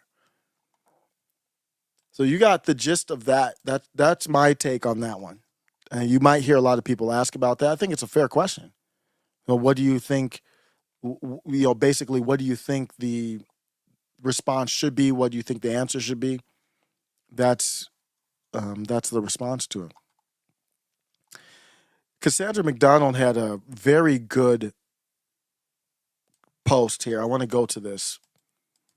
And this all goes towards the fissure that we're seeing in the country. Cassandra McDonald said, I don't think Israel knows how to handle losing the info war this badly. So we're not just seeing a typical war. This is informational, and everybody knows this. We're seeing this in Ukraine, Russia, disinformation, all that, real kind of lies and trying to trick people on different things here, on what's happening. So we've got that, and Israel's losing this battle. And I'm like, how could Israel not be prepared? How could Israel not be prepared, and how could Israel lose this battle? But they are. The informational battle, they are losing it badly. We saw this post here, and I couldn't believe it was real. It is so tone deaf. And I don't know if this is AI generated or what. But Israel, not Israel, but this member that has been associated with Israel, I talked about Hanaya Naftali. That was a formerly with Benjamin Netanyahu officially years ago. I don't know if he is now, but he has had connections before. And he posts this, Israel never again, flying above the Hollywood sign. And it looks fake to me, but I don't know. Maybe it's real. I don't know what it is. It doesn't matter. Why would you post that? So while you've seen these pro-Israel people posting really cringe stuff like that, the IDF posted something to the effect of stand with Israel or you stand with terrorism. And it's like, wait a second, these aren't posts that are really resonating. What's resonating is there's people on the street in Gaza that are kind of sifting through the rubble and showing gory stuff, bad stuff, and then just the rubble is bad enough by itself. And they end up kind of showing up better than Israel. Why? Why are you letting them beat you at that game of public perception? Israel's approach is to be very, very aggressively, you're with us or you're an enemy. You saw that with Benjamin Netanyahu and then Melania. It was very much, you're here, what's even better? To be here in Israel, to bend the knee to us, basically, to show that you stand with us, whatever that means. What they're doing on the other side is, and I had some criticism here of, I didn't really get into it much, but Justin Hart posted, high definition video is trained on this building. This ain't no CCTV. Why? How do they know it was coming? Because Israel told him ahead of time and told him to evacuate the building. Notice as the building collapses, the structures adjacent to it are all intact and still standing upright. So I got my camera back, but I don't have my, now you just see my green screen. That's weird. I don't know what happened. I think the IDF got to me. Notice allegedly. Notice as the building collapses, the structures adjacent to it are still intact and still standing upright, probably damaged, but you can tell by the accuracy of the missile that it was intended for that one building and scene. So I don't know what his point was with this, but it looks like this is about, I don't know where this is from, when it was taken, can't independently confirm, but let's just say these videos are coming out. If this is in Gaza or West Bank, I don't know where it is. And you're going to see a missile come in and take the building out. Dang. These things are powerful. You see this missile come in out of nowhere like a plane. Woo! There's a missile right there. So fast I can't even frame it. Man. And then the building collapses. So you see, you've got pro-Israel people posting the Israeli flag never again above the Hollywood symbol. Isn't that what Ye got canceled for, talking about that kind of stuff? But of course, it's not. It's okay if the Israeli person posts it. And then they're showing this stuff because I agree with Justin here that it could be that Israel warned this person. This person knew, so was able to set up or tell somebody, record it, this building's going to get hit. And maybe there's bad stuff in the building. But the problem is you're seeing them, Hamas and them, they can't do that back to Israel. So now you're making Israel look like the big bad monster, and it looked like somebody was somebody on the top of that building? No, I don't know what that was. Just like an electrical thing fell over or something. But you're able to let them paint themselves in a much better light. So they're losing that battle. And I think this is what Cassandra was talking about, in a way. I don't think Israel knows how to handle losing the info war this badly. In the past, only a handful of people would be screaming about what they're doing on social media. It was Muslims, fringe right, libertarians, and the fringe left. It's so many more now, and they've lost control of the narrative. People have tried to go at Tim Pool to get him to fire Cassandra McDonald over this. That's how crazy things are. Over her take on this. She can't have a take on this? That's bothering you? Do you want her fired? Same stuff the left. That's cancel culture, obviously. But same stuff the left does. And I don't think this is coming from the left. Not all of it. People, like, I don't know, these are streamers who are on the ground. Motsas and Plestia are showing everyone. There was that one that Jack Posobiec, that's how I found out. I think it's Plessia, where she was streaming in her home, and then there was an airstrike like right next to it, and the force from the airstrike while she was in the house blew her hair. It's crazy. I never showed that on here, but it was crazy to watch. Hard to continue the victim narrative. So how is Israel going to do the victim narrative when you've been behaving like undisciplined ghouls? She does not. Cassandra McDonald does not hold back. It's not respectable. It's not honorable. Everyone can see it. I agree completely. Boomer evangelicals and paid right-wing Israel shills are not having the same influence that they have in the past. No matter what you're seeing in your social media circle, it's astroturfed. They know it. I've been in Twitter spaces, X spaces, where I've seen them I've heard them organizing the astroturfing. right after the Gaza hospital happened. I saw them astroturfing. This tweet from this Naftali tweeted after the Gaza hospital that it was Israel that did it, and there was he basically thought that Israel did it. Then he later on deleted it. Jackson Hinkle had a screenshot of it, and I was in a X space just bumping around, listening to what people are saying, and this is a heavy pro-Israel space. And this person who, I don't know what they are, they sound very organized, was like, gave instructions to everybody in the room. There's probably about 100, I don't know, if it's probably about 1,000 people in that room, maybe hundreds to 1,000 people in that room, to go at Jackson Hinkle.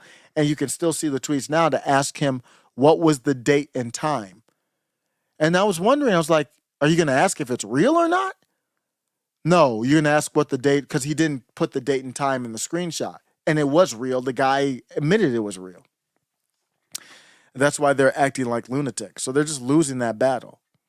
Cassandra goes on to say, when they did their last massive attack on Gaza, it was 2014, and there weren't really English-speaking Palestinians posting live feeds of babies being dug from the rubble on IG. People knew what Fox News or CNN told us about. If we only knew, imagine that's what it was back in the day. If we only knew, we didn't have Richard Medhurst, we didn't have Cassandra McDonald, we didn't have, because Cassandra's helping amplify those other people. I never really followed them other than, her putting their @ symbol on there, because they're not just on IG. Some of them are on X as well. I don't go on IG. And so she says, this time is much different now. I have no idea how Israel can, this is a powerful way to end this. I have no idea how Israel can restore their public image after this. If you care, I was talking about Ben Shapiro. If you care about Israel, Ben Shapiro. Ron Coleman, if you care about Ben Shapiro, a lot of people, they got to change how they're handling this. That's just my feedback. You don't have to, but you're going to get wrecked as far as like your public opinion. Israel's savagery and barbarism is already exposed. People had a bunch of comments on there, and a lot of people are feeling that. And remember, Cassandra McDonald is a former Bernie Sanders supporter, and I only bring that up to say that she's independent. She doesn't care about none of this left or right type of stuff. And you saw this with the reply here. Big fan, love Phil Labonte on Timcast, libertarian type. I don't want to speak for his beliefs, but he's been great on Timcast. It's big, like Luke's not there every day. Who are you going to have? Wonderful feeling. But here's what he said. The left is only operationally pro-Palestinian. And I agree with that. They would drop their cause in a second when it conflicts with their goals. I agree with that. Just like the left was very pro-feminist until they had to choose between women and trans women. I agree. They support the oppressed, not any principle or ideas. Hegel believed history uses people, then casts them aside. So I agree with him everything. I don't know what the point is there, but I agree with everything in that. I don't know if the point is to not agree with them because of that. So Cassandra replied and said, this being a left or right issue to you instead of a right or wrong is clouding your judgment. So I think she's just trying to bring it back to what's right or wrong. I didn't know that Phil replied. What do you say? Okay. I didn't think. He said, I don't have much of a judgment about it. The Israelis and the Palestinians, Arabs are going to fight. I agree. They've been fighting for 4,000 years. I agree. I've been saying 2,000. Maybe that's not enough. Yeah, obviously it's not enough. It's going back before that, 4,000 years. I'm worried about the rest of the world getting dragged into their fight. So they agree. But my estimation of how the left operated in the rest of the world is correct. I agree. I don't know if she replied to that after that. No, but they did. That was a good, he never made he just kind of noted, like just to note. So I agree with that. So I don't think anything's clouding his judgment. He just had to clarify that he was just making an observation. Here's mine, and then I'll try to find something to end on after this. Israel has underestimated their foes, is my opinion. The common Palestinian, they are indoctrinated and low IQ, but their leaders are not. They knew how Israel was going to react, and I say that there's actually a study about that, about them being low IQ, and actually a lot of in-family breeding happening. They knew how Israel was, and that's not to be disrespectful, just that's stating what's happening, and they're taking advantage of that. Just like Oregon recently, I believe, said they're not even going to look at reading, writing, math standards. You got stupid people. You've got a stupid body of citizens, and that you can be easily manipulated. That's why I compare Hamas to the Democrat Party machine very, very closely. Democrats were pro-slavery. They were very ugly, killing. So all the way up to killing, all that stuff, I compare them to the Democrats. They're just a mini version of it. They knew how Israel was going to react, and they're using it against them. You saw what I showed you with the social media. They're doing better social media. I don't know if that's coordinated or what, but that's what's happening. You have Sunnis and Shias collaborating like we've never seen before. Hezbollah saying that if you go in the ground against Hamas, we're going to come from the north. So whatever you're doing is uniting them. And who knows, maybe they don't have any traps in the rubble that's left. And they just know you think that there might be.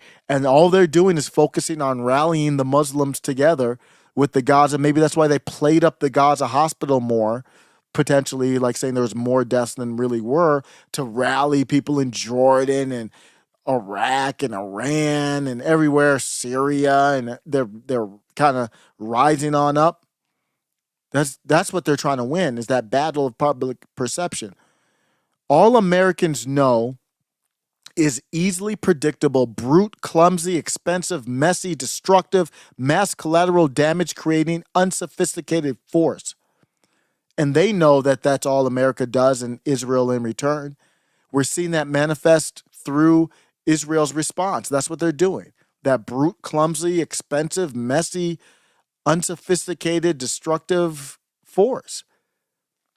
And they're losing the battle of public perception that they might never recover from. It's going to be very hard. Never say never, but it's going to be very hard. I've barely talked about Israel over the last 3 years, and now it will be a constant theme going forward, along with the CCP or anybody else. I recently talked about Qatar influencing our process here in America. I'm going to be railing against the Israeli government. They've been disgusting for a long time. This is nothing new. But somehow they've turned their own tragedy from 10/7 into their own expose.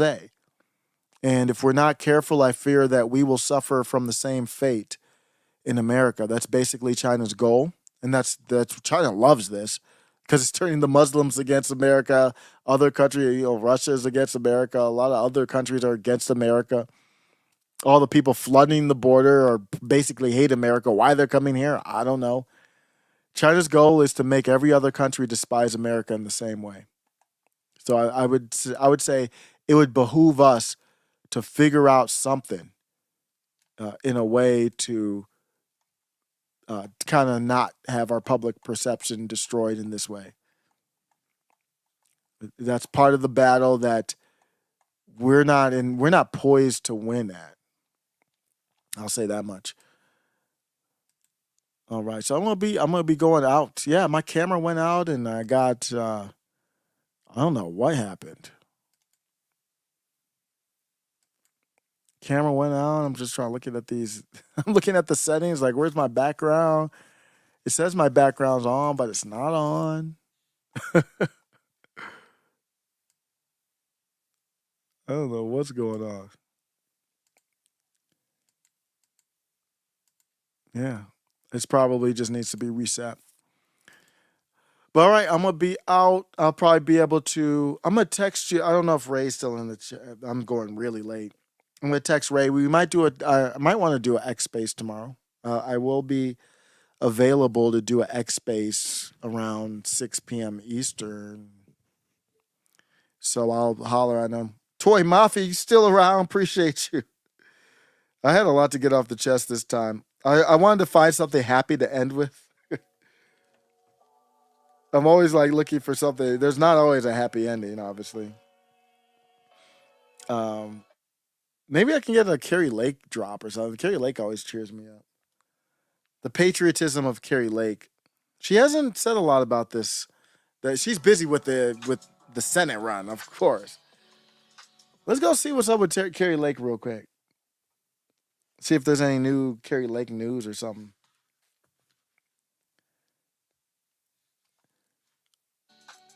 She's really gonna start the she did a Twitter X space today. So she's starting off that campaign. I wish that I feel naked. I feel like I'm ever. So how did the live go from me not denouncing Hamas to now I look like I got the background and everything? If you see the setup in the basement, it looks like episode of 24. When I want to be careful what I say because that might happen. No. It looks like that, but it's just a curtain where I usually do my green screen. I feel naked. Oh man.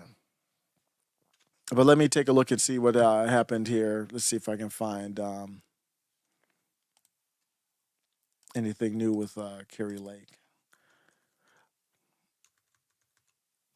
What's up? Okay, Carrie Lake here. Did Carrie Lake 2 hours ago? Okay, we're going to end on this. Oh, it's only 30 I want a little bit longer than 30 seconds, Carrie.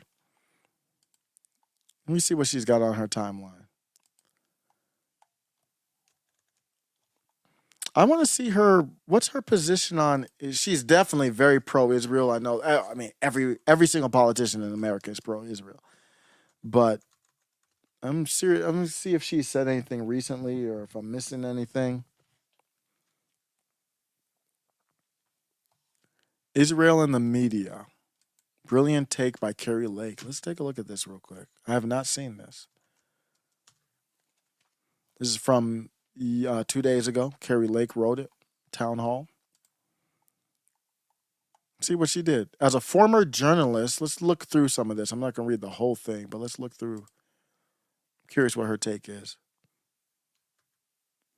As a former journalist, I know well how those in the media can distort and manipulate a story to promote a chosen narrative. I also know that in the fog of war, facts can be difficult to ascertain, but it is unacceptable that an entirely implausible narrative that Israel deliberately bombed a hospital in Gaza was pushed by Hamas. The American media broadcast that propaganda without any hesitation or pang of conscience. So was pushed by Hamas. The American media, without any hesitation or pang of conscience. The New York Times went so far as to publish a photo of a destroyed building, one they knew wasn't the hospital in question.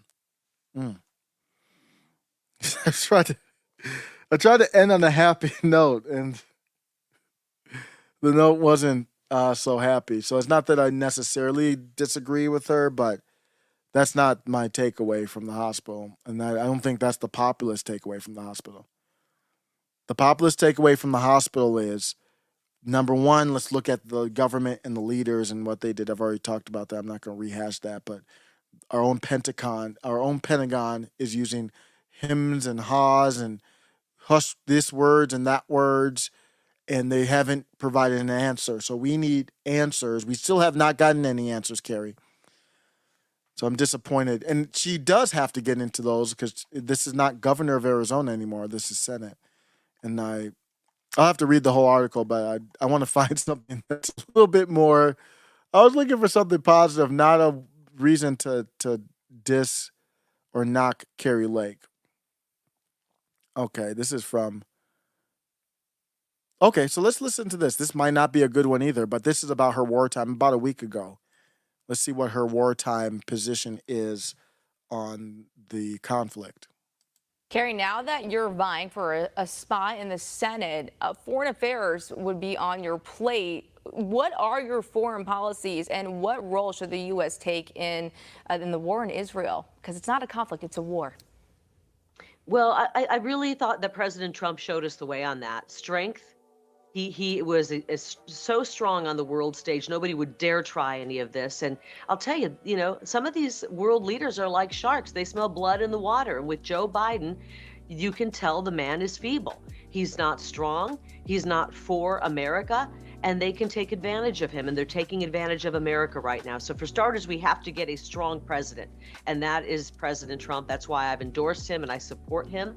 And we've got to stop. That's a good answer, actually, because you talk about the foreign policy and war that goes, you have to go straight to the head honcho, the commander in chief.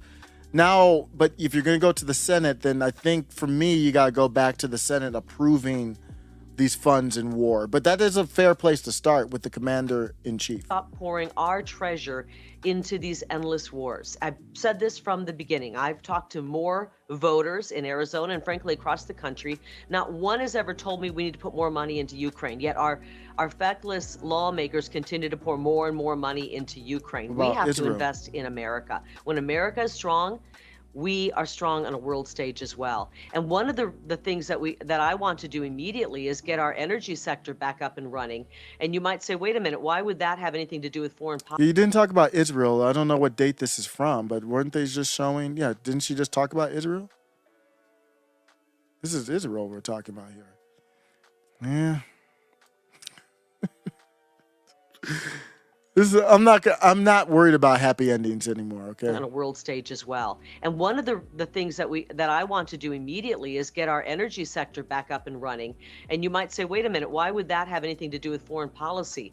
Well, when we are strong and energy independent, which we were under President Trump, we're going to take it another step and be energy dominant, where we can actually be selling energy to other countries. Then we're not relying on these other countries that don't care about America. And right now, Joe has us dependent on other countries. We saw today Qatar coming out and saying they're going to turn off the supply of gasoline to the world. Can you imagine? Why are we being held hostage by Qatar? What about Israel? A country that is known to fund terrorism, when we don't have to be, when we can start drilling again and get these pipelines going. Everything Joe Biden has done has made us weak when it comes to our footing and our standing on the world stage. And we need somebody who's got strong foreign policy. That means getting President Trump in, and I will support him in that. Carrie, now that you're vying for a I don't know. She didn't say anything about Israel.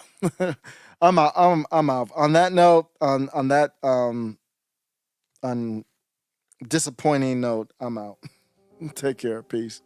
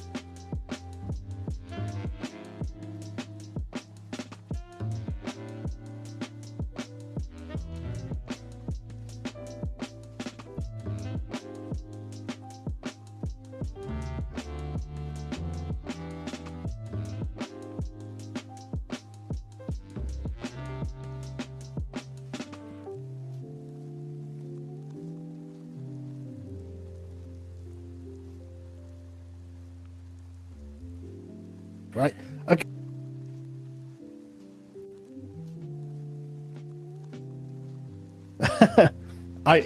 You can't overstate just how over your country is. No, I mean it. I mean it. It's not just bad, right? A country is predicated on goodwill between both parties. Right? No, you don't have goodwill. What you have is an active persecution of the former president, man. Your country is over, and now what's being settled is who gets to rule over the ruins. All right, look. It's that's what you have Carl Benjamin on for. That's one hell of a clip. Yep.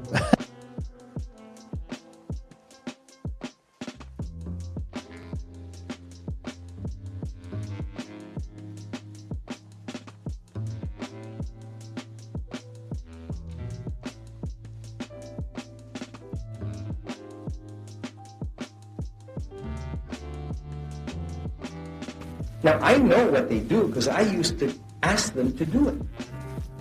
I mean, when I was in the Mossad and we had a guy that gave us problems in the U.S., and he was speaking out, and he was talking like Pete talked once and said, Israel is bombing Lebanon with cluster bombs. We say, hey, who's that guy? You know? Pete McCuckey, we used to call him. Yeah, which is Pete the cockroach. Because he makes a lot of noise and you can't get rid of him. So what you do is you get in touch with a guy in the station in New York or in the station in Washington. You say, tell the guys at B'nai B'rith to label him. And of course the campaign starts, and before you know it, the guy's labeled. And he's an anti-Semite. Because that's what we say he is. And that's one stain you cannot wash. Now, it shames me as a Jew to tell you that. But that's the fact. And it's wrong.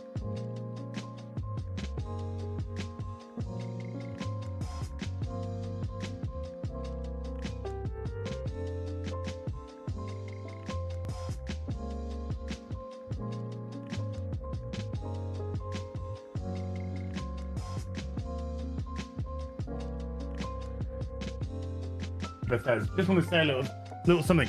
There is nothing I love more. Taking my headphones off. Fuck that. Bethesda. There is nothing I love more than to sit down, comfy chair, turn on my PC, fire up a brand new RPG, lose myself. Think, oh my god, just think of this world. Just think of all the planets I can visit, all the immersive things that I can get involved with, all the fights, all the relationships, all the people I meet, all the places I go. I'm so excited to go there. And you know, I love nothing more than, with all of that laid out in front of me, I love nothing more than to be dragged out at every fucking conceivable opportunity so you can fucking current day us. Sorry, did you want to get immersed in our world? Yeah, well, guess what? Fucking pronouns! Fucking gender ambiguity! Fucking current day Californian shit! Because that's all we fucking know! Because we're boring! We're so fucking boring! Let's go! We can't see past our own fucking reflection! That's the level of our narcissism here at Bethesda Western Game Company! Fuck your immersion. Fuck you having a good time. Fuck you falling into a world and just getting lost. No, no, no. Current fucking day. Fuck off. You're boring. You're fucking dull. You have nothing to say. You are a one-hived mind twat waffle. That's all you fucking are. And you wonder why people are getting so fucking sick and tired.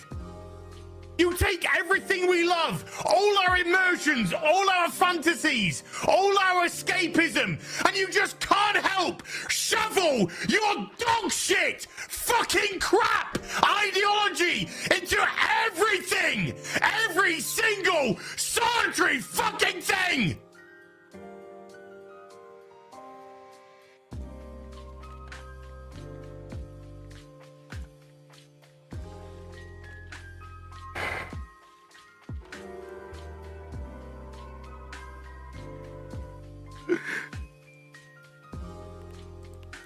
Oh my gosh, that was too good. I almost want to hear that again. On the topic, I mean, in terms of your sort of strategy currently, you're obviously taking the populist pathway. What does that mean? Well, appealing to people's more emotional levels, I would guess. I mean, certainly you tap very strong ideological language quite frequently. Like what? Left wing, you know, this and that, right wing. You know, I mean, it's that type of ideological spectrum. I never really talk about left or right. But anyways, a lot of people. I don't really believe in that. Okay, a lot of people would say that you're simply taking a page out of the Donald Trump book. Like which people would say that? Well, I'm sure a great many Canadians, but. Like who? I don't know who, but... Well, you're the one who asked the question, so yeah. You must know somebody. Okay. I'm sure there's some out there, but anyways, the point of this question is, I mean, why should Canadians trust you with their vote, given, you know, not just the sort of ideological inclination in terms of taking the page out of Donald Trump's book, but what are you also talking about? What page? What page? Can you give me a page? Give me the page. You keep saying in terms of turning things quite dramatically in terms of Trudeau and.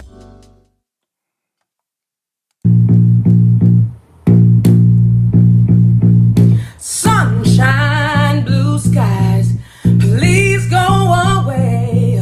A man has found another and gone away. With him, with my future, my life is filled with gloom. So day after day, I stay locked up in my room. I know to you, it might sound strange, but I wish it would rain. Oh, let it rain, rain, rain, rain. Woo. Cause so badly, I wanna go outside. But everyone knows that big girls ain't supposed to cry. Listen, I gotta cry, cause crying eases the pain, oh yeah. People that's hurt, I feel inside. Words could never explain. I just wish it would rain.